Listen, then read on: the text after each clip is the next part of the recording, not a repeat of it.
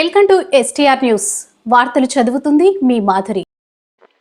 సంజీవ్ ముదిరాజ్పై తప్పుడు ప్రచారం చేయడం సరికాదు. తెలంగాణ ఉద్యమకారుల ఉమ్మడి జిల్లా అధ్యక్షులు పసుల రాజుబాయ్ మహబూబ్ నగర్ జిల్లా కేంద్రంలోని విలేకరుల సమావేశంలో తెలంగాణ ఉద్యమకారుల ఉమ్మడి జిల్లా అధ్యక్షులు పసుల రాజుబాయ్ మాట్లాడుతూ, ఈరోజు ఒక బహుజన బిడ్డ కాంగ్రెస్ పార్టీలో కరడుగట్టిన కాంగ్రెస్ వాది మా సంజీవ్ ముదిరాజ్ అన్నను చూసి ఓర్వలేక ఎప్పుడో జరిగిన సంఘటనలు, 2013లో జరిగిన సంఘటనలు ఈరోజు మళ్ళా 2025 పునరావృతం చేయడం సరికాదు.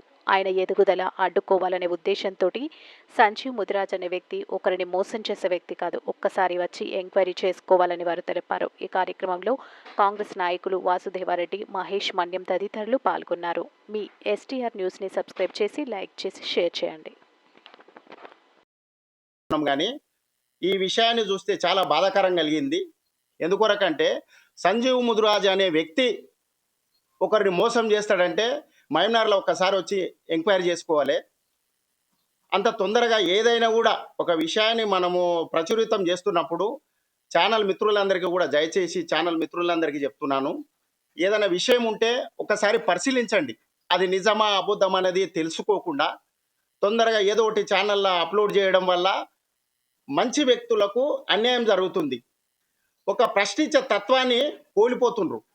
ఎందుకంటే మీడియా అనేది మామూలు వ్యక్తులకు ఒక స్వేచ్ఛను కల్పిస్తుంది. అటువంటి మీడియానే మేనేజ్ చేయాలని చూస్తే ఇక ఎవరికి చెప్పుకోవాలి? సొసైటీలో ఒక గౌరవమైన హోదాలో బతుకుతున్న వ్యక్తులని మేనేజ్ చేస్తే మీరే ఆలోచించండి ఎంత బాధాకరం ఉంటుంది. అదే స్థానంలో వేరే వాళ్ళు ఉంటే ఈరోజు లొల్లులు చేసి, ధర్నాలు చేసి, రోడ్లపైన రాస్తారోకోలు చేస్తుండ్రి.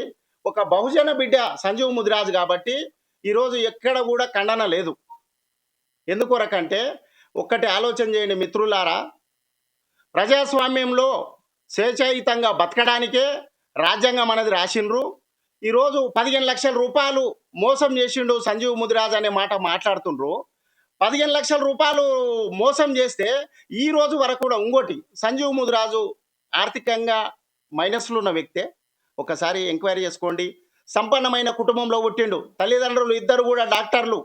అటువంటి వ్యక్తి మొన్న బీసీ బిల్డింగుకు 25 లక్షల రూపాయలు విరాళంగా ఇచ్చిండు.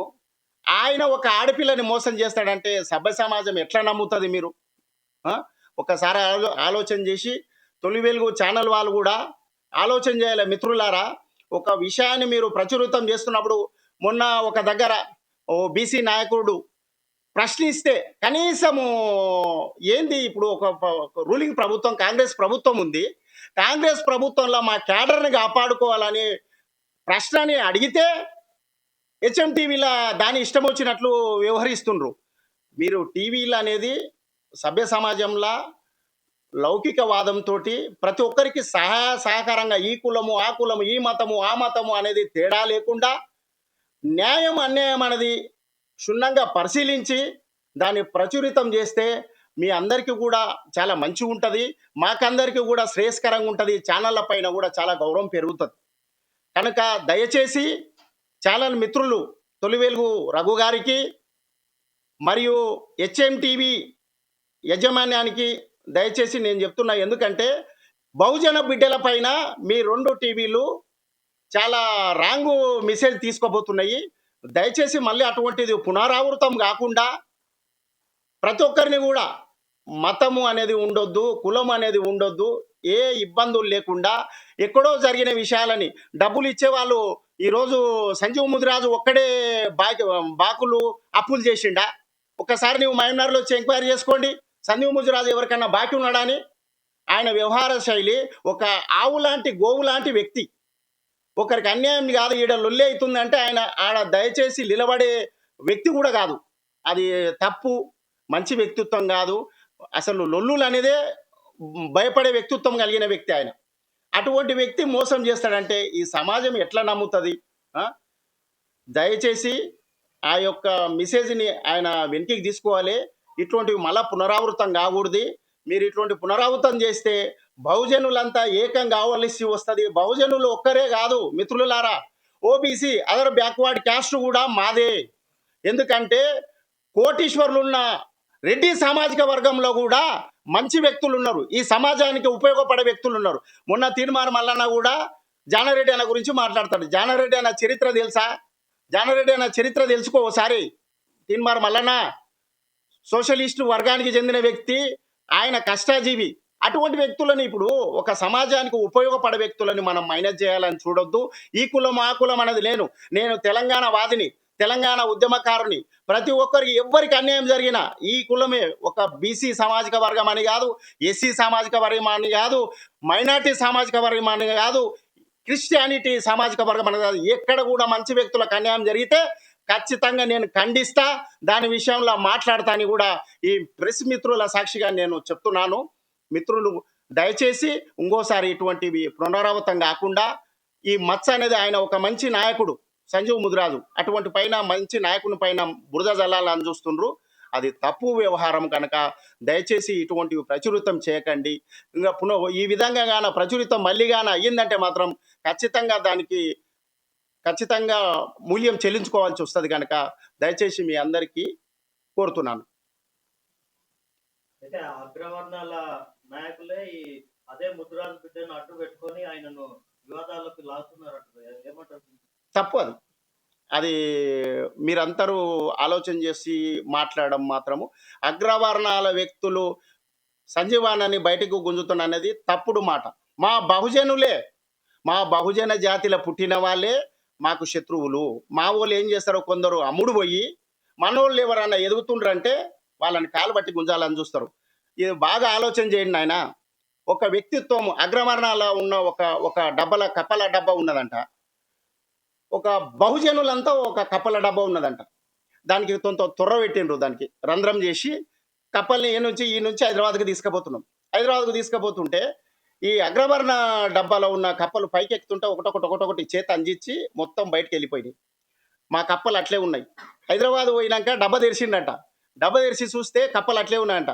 ఈ బహుజన బిడ్డ ఒకడు ఉండి, అయ్యో మా కప్పలన్నీ అట్లే ఉండే చూడరా, మీ కప్పలన్నీ వెళ్ళిపోయినాం అంటే, అరే సన్నాసి, మీ ఊళ్ళకి తెలివి లేదు కాబట్టి ఎవడన్నా ఎదుగుతుంటే కాలు బట్టి గుంజుతారు కనుక మీరందరూ అక్కడనే మిగిలిపోయినరు.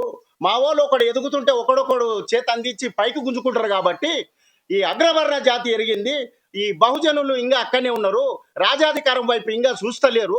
రాజాధికారం అంటే ఏంది అర్థం చేసుకునలేదు.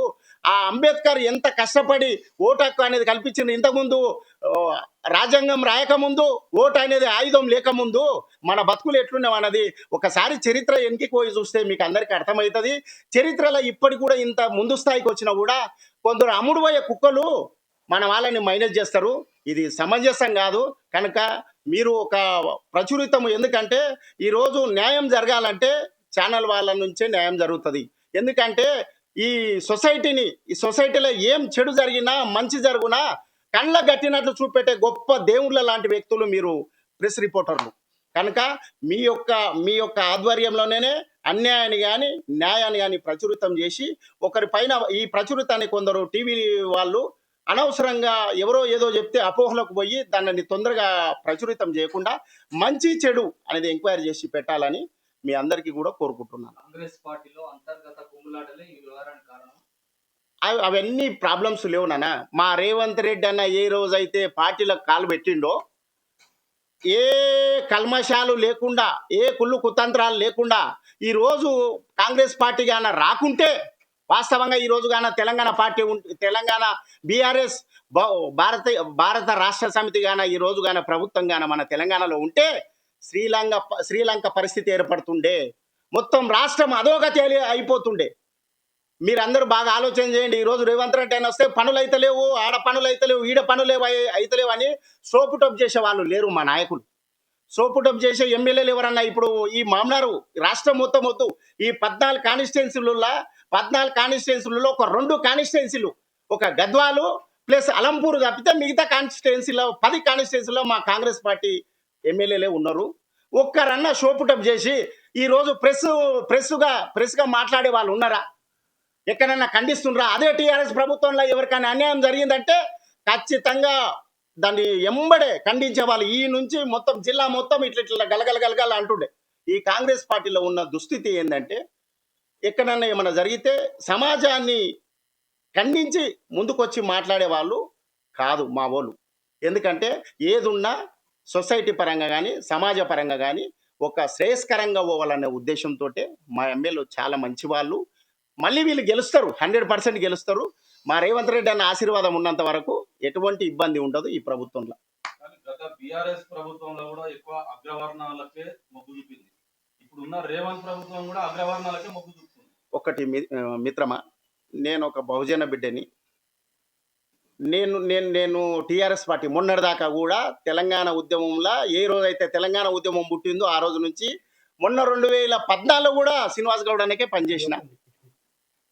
టీఆర్ఎస్ ప్రభుత్వం రాష్ట్రం ఏర్పడిన తర్వాత మాకు కొన్ని అన్యాయాలు జరిగి మొన్న శ్రీనివాస్ గౌడ్ అన్న ఇక్కడ చేసిన మంచి చెడులని ఉద్దేశించి మేము పార్టీ మారడం జరిగింది. రాష్ట్రంలో మా రేవంత్ రెడ్డి అన్న అంటే మా మహబూబ్ నగర్ ముద్దు బిడ్డ, మా ఉమ్మడి జిల్లా ముద్దు బిడ్డ ముఖ్యమంత్రి అవుతాడు అనేది మాకు ముందే తెలుసు. కాబట్టి మేమందరం తెలంగాణ ఉద్యమకారులు. నా చేతనైనంత వరకు ఖచ్చితంగా రాష్ట్రంలో ఎక్కడెక్కడ పరిచయాలు ఉంటే వాళ్ళందరినీ మూవ్మెంట్ చేసి ఈ కాంగ్రెస్ ప్రభుత్వానికి పనిచేసినాము. కాంగ్రెస్ ప్రభుత్వం ఏర్పడడానికి చాలా కృషి చేసినాం. ఈ ఇష్యూ సంజయ్ ముద్రాజ్ క్రెడిబిలిటీ దెబ్బతీసిందంటారా? ఎందుకు తీస్తుంది?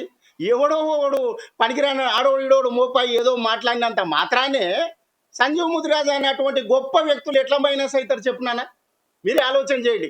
ఆయనకి ఎక్కడన్నా మచ్చ ఉందా? ఏమన్నా మోసం చేసినట్లు చరిత్ర ఉందా? ఈ రోజు కాదు, ఆయనకు నాకు 25 సంవత్సరాల నుంచి నేను చూస్తున్నా కదా.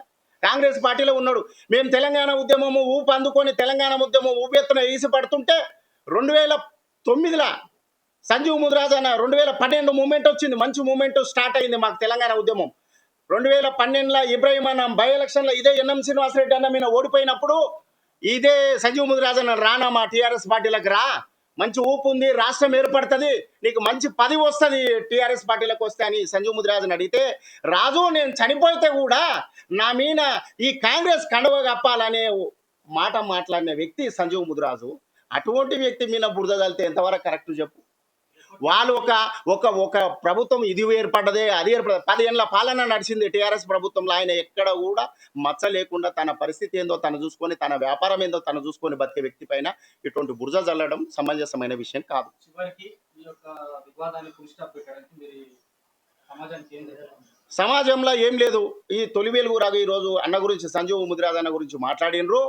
నేను ఎక్కడెక్కడ అప్పులు ఉన్న వాళ్ళు చాలా మంది ఉన్నారు, మోసాలు చేసిన వాళ్ళు, నిజంగా మోసాలు చేసిన వాళ్ళు ఉన్నారు. ఆ మోసాలు చేసిన వాళ్ళందరినీ ఆ తొలి వెలుగు ఆఫీస్కి తీసుకుపోతే వాళ్ళకు డబ్బులు ఇప్పిస్తాడా? అందరికి ఇప్పిస్తాడా? ఈ రాష్ట్ర వ్యాప్తంగా ఒకటి ప్రచురితం చేసినప్పుడు మంచి చెడు అనేది ఆలోచన చేయాలి మిత్రమా. ఆలోచన చేసి రఘు తొలి వెలుగు రఘు అంటే మాకు చాలా గౌరవము, ఆయన ఛానల్ అంటే కూడా చాలా గౌరవము. కానీ ఈరోజు ప్రచురితమైంది, సభ్య సమాజం సిగ్గుపడేటట్లు ఉంది కనుక దయచేసి దాన్ని ప్రొలాంగ్ చేయకుండా మంచి చెడు గ్రహించి పెట్టాలని తొలి వెలుగు రఘువుని కూడా నేను కోరుతున్నాను. మహబూబ్ నగర్ కాంగ్రెస్ పార్టీలో సంజీవ్ ముదిరాజ్ గారికి బీసీసీ ప్రెసిడెంట్ ఇస్తున్నారా, ఇస్తలేరా? ఇక అది మా పెద్దల తీర్మానం, అది నేను చెప్పనీకి రాదు. ఎందుకంటే మా పెద్దలు ఉన్నారు, రాష్ట్ర నాయకులు ఉన్నారు, మా ముఖ్యమంత్రి, మా జిల్లాకు సంబంధించిన ముఖ్యమంత్రి ఉన్నాడు, జిల్లా నాయకులు ఉన్నారు, ఎమ్మెల్యేలు ఉన్నారు. వాళ్ళందరూ కూడా ఆలోచన చేసి చెప్పే మాట నేను ఎట్లా చెప్తా చెప్పు? నేను ఆ అన్నకు డిక్లేర్ చేసేది.